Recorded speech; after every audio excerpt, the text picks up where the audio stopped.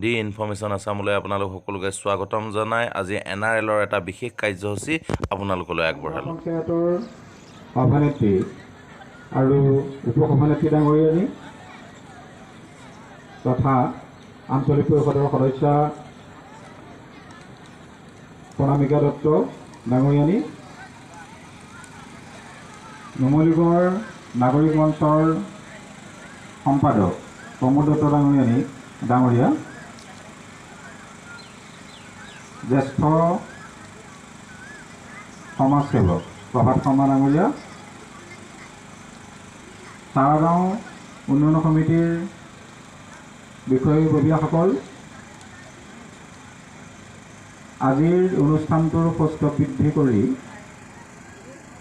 সুন্দৰ চাওৰা নৃত্য পৰিৱেশন কৰা শিল্পীবৃন্দ আৰু পংকা পঞ্চায়তৰ অন্তৰ্গত আটাইকেইটি ৱাৰ্ডৰ পৰা অহা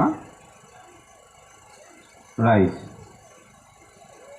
আজি নুমলীগড় শোধনাগাৰৰ 30 সংখ্যক প্ৰতিষ্ঠা দিৱস।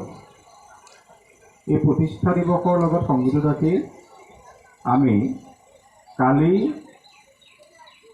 বিভিন্ন ঠাইত কেইবাটাও এনেধৰণৰ অনুষ্ঠান কৰিছিলোঁ আৰু আজিৰ এই অনুষ্ঠানটো আমি কালি কৰাৰ কথা আছিল।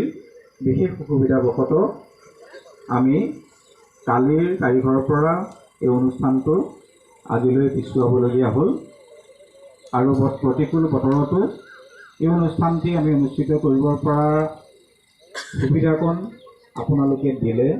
উপস্থিত হৈ সকলোলৈকে মোৰ ধন্যবাদ জনালোঁ আৰু অসমীয়া নৱবৰ্ষ তথা ৰঙালী বিহুৰ শেহতীয়া ওলগ যাচিলোঁ। নুমলীগড় শোধনাগাৰৰ একেবাৰে দাঁতি কাষৰীয়া অঞ্চল হোৱাৰ বাবে এই চাওৰা গাঁও অঞ্চলত আমি যোৱা কিছু বছৰৰ পৰা কাৰ্য আৰম্ভ হ'ব আৰু ইয়াৰ দায়িত্বও এই সমিতিক দিয়া হৈছে, খেলপথাৰ উন্নয়ন সমিতিক দিয়া হৈছে। এই ফিল্ডৰ কাষতে লাগি থকা জোনালী ক্লাব, এই জোনালী ক্লাবৰ উন্নয়নৰ ইতিমধ্যে আমি অনুমোদন লাভ কৰিছোঁ। একেধৰণে জোনালী ক্লাবৰ কামো খুব কম দিনৰ ভিতৰতেই 15 দিনমানৰ ভিতৰতেই আৰম্ভ হ'ব।